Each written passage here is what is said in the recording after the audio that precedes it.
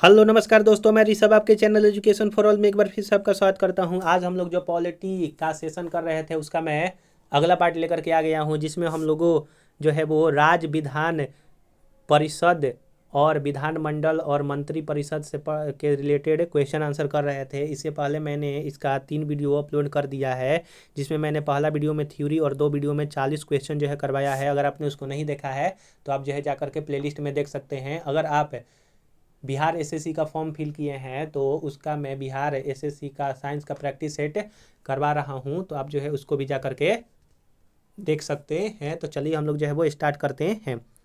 पहला क्वेश्चन है 41 नंबर कि राजस्थान विधान सभा के प्रक्रिया तथा कार्य संचालन संबंधी नियमों के अनुसार निम्नलिखित में से कौन से विभाग के प्राक्कलन प्राक्कलन समिति क के नियंत्रणाधीन नहीं है, तो वो आपका गृह विभाग जो है आपका नहीं है। राज्य विधान सभा निम्नलिखित में से किनके निर्वाचन में भाग लेता है? भारत के राष्ट्रपति के निर्वाचन में भाग लेता है, भारत के उपराष्ट्रपति के निर्वाचन में भाग लेता है, कि राज्यसभा के सदस्यों के निर्वाचन में भाग लेता है और राज्य विधान परिषद के सदस्यों के हिस्सा लेता है? तो आपका फर्स्ट, थर्ड और फोर्थ सही होगा। राष्ट्रपति के चुनाव में भाग लेगा विधानसभा, फिर आपका राज्यसभा सदस्यों में जो है वो लेगा और राज्य विधान परिषदों में जो है वो आपका लेगा। राज्य विधानसभा भारत के राष्ट्रपति जो कि अनुच्छेद 54, राज्यसभा सदस्य 80(4) तथा राज्य विधान परिषद के सदस्य अनुच्छेद 171 के निर्वाचन में भाग लेती है। राज्य की संचित निधि का संचालन किया जाता है, तो राज्य के संचित निधि का जो संचालन होता है वो विधानमंडल के द्वारा किया जाता है। तो इनमें से कोई जो है वो सही आंसर नहीं है। तो राज्य का संचित निधि का संचालन विधानमंडल के द्वारा होता है। निम्नलिखित में से कौन एक राज्य की आकस्मिक निधि की स्थापना के लिए उत्तरदायी है? तो किसी राज्य का विधानमंडल जो है वो राज्य की आकस्मिक निधि के जो स्थापना का उत्तरदायित्व जो है वो होता है।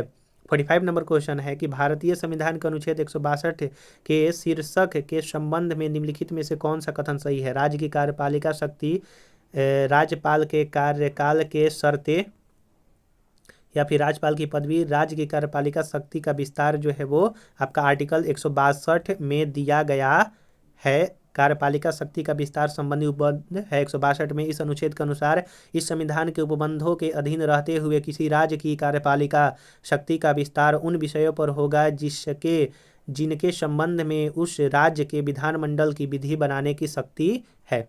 46 नंबर क्वेश्चन है कि धन विधेयक के अतिरिक्त एक विधेयक जो विधानसभा ने प्रथम बार पारित कर दिया हो विधान परिषद में कितनी माह तक पड़ा रह सकता है? तो 3 माह से अधिक जो है वो नहीं रह सकता है। यानी कि कोई विधेयक है, धन विधेयक के अतिरिक्त कोई विधेयक है जो कि विधानसभा ने प्रथम बार पारित कर दिया और विधान परिषद ने कितने माह तक उसको जो है वो आपको रख सकता है? तो 3 माह से ज़्यादा वो नहीं रख सकता है आर्टिकल 197 के तहत। विधान परिषद किसी साधारण विधायक को निम्नलिखित में से किस अवधि तक रोक सकता है? तो विधान परिषद किसी साधारण विधायक को 4 माह की अवधि तक जो है वो आपका रोक करके रख सकता है। आर्टिकल 197 के तहत धन विधेयक से भिन्न विधेयक को विधान परिषद प्रथम बार 3 माह तक तथा विधानसभा द्वारा पुनः पारित किए जाने पर 1 माह तक यानी कि कुल 4 माह तक रोक सकता है। धन विधेयक को विधान परिषद को 14 दिन की अवधि के भीतर लौटाना होता है। 48 नंबर क्वेश्चन है कि राज्य के धन विधेयक यानी कि मनी बिल प्रस्तुत किया जा सकता है तो केवल विधान सभा में ही प्रस्तुत किया जाता है। जैसे जो आपका सेंट्रल का जो धन विधेयक होता है केवल लोकसभा में प्रस्तुत होता है, वैसे ही राज्य का धन विधेयक केवल जो है वो आपका विधानसभा में ही प्रस्तुत किया जाता है आर्टिकल 198(1) के अनुसार। अगला है आपका कि यदि बजट विधानसभा में पुनः स्थापित होने के पूर्व खुल जाए तो क्या होगा? तो उपयुक्त में से सभी यानी कि मंत्री परिषद को त्याग पत्र देना होगा, मुख्यमंत्री को त्याग पत्र देना होगा, वित्त मंत्री को त्याग पत्र देना होगा। अगर बजट विधानसभा के पहले ही अगर खुल जाता है और उसके बारे में पता चल जाता है तो मंत्रिपरिषद को त्याग पत्र देना होगा, मुख्यमंत्री को त्याग पत्र देना होगा और आपका वित्त मंत्री को भी त्याग पत्र देना होगा। इसीलिए जब आपका मनी बिल तैयार होता है तो एक जो है वो एक तरह से कह सकते हैं कि गुप्त जगह पर उसको तैयार किया जाता है और डायरेक्ट जब प्रस्तुत करना रहता है तो उसी समय उसको लाया जाता है। राज्य विधानमंडल में कोई भी धन विधेयक पुनः स्थापित नहीं किया जा सकता बगैर राज्य के राज्यपाल की संस्तुति के बिना। संविधान के अनुच्छेद 207(1) के तहत अनुच्छेद 199 के खंड क के उपखंड क से च तक के प्रावधानों वाला कोई भी विधेयक अर्थात धन विधेयक राज्य विधानसभा में बगैर संबंधित राज्य के राज्यपाल की संस्तुति के पुनः स्थापित नहीं किया जा सकता। 51 नंबर क्वेश्चन है कि भारत के संविधान के किस अनुच्छेद के अनुसार राज्य के राज्यपाल द्वारा मुख्यमंत्री को नियुक्त किया जाता है? तो आर्टिकल 164 के तहत राज्यपाल जो है वो मुख्यमंत्री को नियुक्त करता है और आपका अन्य मंत्रियों की नियुक्ति राज्यपाल मुख्यमंत्री की सलाह पर करता है, आर्टिकल 164(1) के अनुसार ही। 52 नंबर क्वेश्चन है कि किसी राज्य के मुख्यमंत्री से संबंधित निम्नलिखित कथनों में से कौन सा एक सही नहीं है? तो राज्यपाल मुख्यमंत्री की सलाह पर अपने समस्त कृतियों का प्रयोग करता है, यह जो है आपका गलती है। मुख्यमंत्री राज्यपाल द्वारा नियुक्त किया जाता है, यह सही है। 164 आर्टिकल के तहत सामान्यतः मुख्यमंत्री मंत्रिपरिषद के बैठकों की अध्यक्षता जो है वो करता है और मंत्रियों की नियुक्ति राज्यपाल मुख्यमंत्री के सलाह पर करते हैं। तो ऑप्शन नंबर सी जो है वो आपका गलत हो जाएगा। संविधान के अनुच्छेद 163(1) के अनुसार जिन बातों में इस संविधान द्वारा या इसके अधीन राज्यपाल के यह अपेक्षित है कि वह अपने कृतियों या उनमें से किसी को अपने विवेकानुसार करे, उन बातों को छोड़कर राज्यपाल को अपने कृतियों का प्रयोग करने में सहायता और सलाह देने के लिए एक मंत्रिपरिषद होगी जिसका प्रधान मुख्यमंत्री होता है। तो स्पष्ट है कि राज्यपाल अपने विवेकाधीन कृतियों का प्रयोग मुख्यमंत्री के सलाह के बगैर कर सकता है। 53 नंबर क्वेश्चन है कि राज्यों के मुख्यमंत्री सहित मंत्रिपरिषद में मंत्रियों की न्यूनतम संख्या क्या हो सकती है? तो आपका 12 हो सकता है। 54 नंबर क्वेश्चन है कि मुख्यमंत्री से संबंधित निम्नलिखित में से कौन सा कथन सही नहीं है? तो वह साधारणतः राज्यपाल द्वारा चयनित होते हैं, यह जो है गलत है। सिर्फ जो है वो शपथ दिलाते हैं राज्यपाल, वह राज्यपाल द्वारा औपचारिक नियुक्ति पाता है। वह विधानसभा में बहुमत दल के सदस्य द्वारा चुने जाता है और उसका पद पर बना रहना बहुत से कार्यों पर निर्भर करता है। तो तीनों सही है, लेकिन ऑप्शन नंबर ए जो है आपका गलत हो जाएगा, इसीलिए ए जो है वो सही आंसर है। अगला क्वेश्चन है कि बिना विधानसभा का सदस्य निर्वाचित हुए कोई मंत्री किस समय तक जो है वो पद पर बना रह सकता है? तो 6 महीना तक जो है वो पद पर बना रह सकता है, फिर उसके बाद जो है वो हट जाएगा अगर वो सदस्यता हासिल नहीं करता है तो।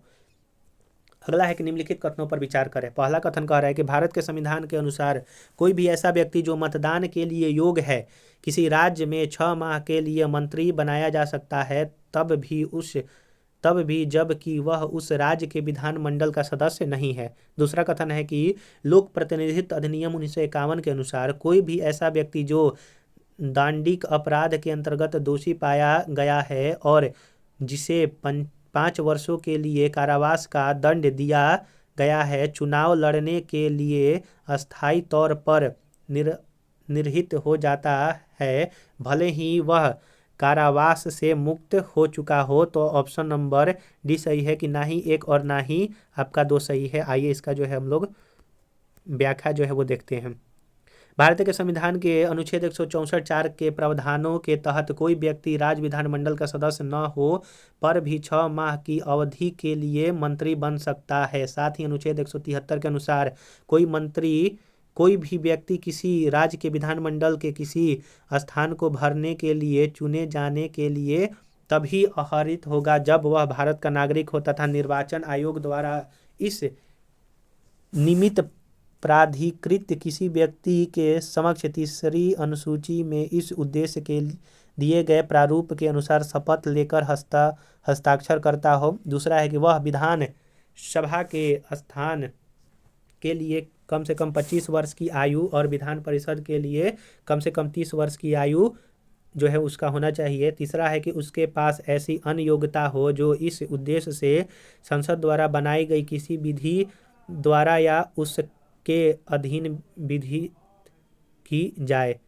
संविधान के अनुच्छेद 326 के अंतर्गत 18 वर्ष या उससे अधिक आयु का कोई भी व्यक्ति लोक सभा या राज्य विधानसभा के निर्वाचनों में मतदान कर सकता है, परंतु विधानमंडल का सदस्य निर्वाचित होने हेतु न्यूनतम आयु 25 एवं 30 वर्ष होना चाहिए। इसलिए कथन 1 जो है वो गलत है। अगला जो है हम लोग देखते हैं कि राज्य सरकार के मंत्रियों के वेतन एवं भत्तों का निर्धारण किया जाता है राज्य विधान सभा के द्वारा किया जाता है। 58 नंबर क्वेश्चन है कि निम्नलिखित में से मुख्यमंत्री के संवैधानिक कर्तव्यों के दिए गए कूट की सहायता से चयन करें। पहला, एक मुख्यमंत्री राज्य के कार्यों के प्रशासन संबंधित विनिश्चय राज्यपाल को सूचित करता है। दूसरा, एक मुख्यमंत्री विधान विषयक प्रस्थानों के बारे में राज्यपाल को सूचित करता है। तीसरा, एक मुख्यमंत्री राष्ट्रीय विकास परिषद की बैठक में भाग लेता है। चौथा है कि आपका मुख्यमंत्री किसी विषय को जिस पर किसी मंत्री ने विनिश्चय कर लिया हो किंतु मंत्री परिषद ने विचार नहीं किया हो तो राज्यपाल द्वारा अपेक्षा किए जाने पर परिषद के समक्ष रखवाता है। तो ऑप्शन नंबर डी जो है आपका सही है कि 1, 2 और 4 जो है वो सही आंसर हो जाएगा। 59 नंबर क्वेश्चन है कि संविधान का कौन सा अनुच्छेद मुख्यमंत्री के दायित्व को परिभाषित करता है। तो मुख्यमंत्री दायित्व को परिभाषित आर्टिकल 167 करता है। जम्मू एवं कश्मीर के मुख्यमंत्री का कार्य अवधि जो है वो कितने वर्षों का होता है। तो 5 वर्षों का जो है आपका होता है, लेकिन यह जो है अब खत्म हो गया है क्योंकि यह अब यूटी बन चुका है। अगला क्वेश्चन है आपका कि भारत के किस राज्य में सर्वप्रथम महिला मुख्यमंत्री बनी थी। तो उत्तर प्रदेश में बनी थी। 1963 में बनी थी मुख्यमंत्री कौन। तो सुचेता कृपलानी बनी थी। सुचेता कृपलानी भारत की पहली महिला मुख्यमंत्री जो है वो आपका कौन थी। तो सुचेता कृपलानी कहाँ की। तो उत्तर प्रदेश की। 63 क्वेश्चन नंबर है कि पहला कथन कह रहा है कि किसी राज्य के मुख्य सचिव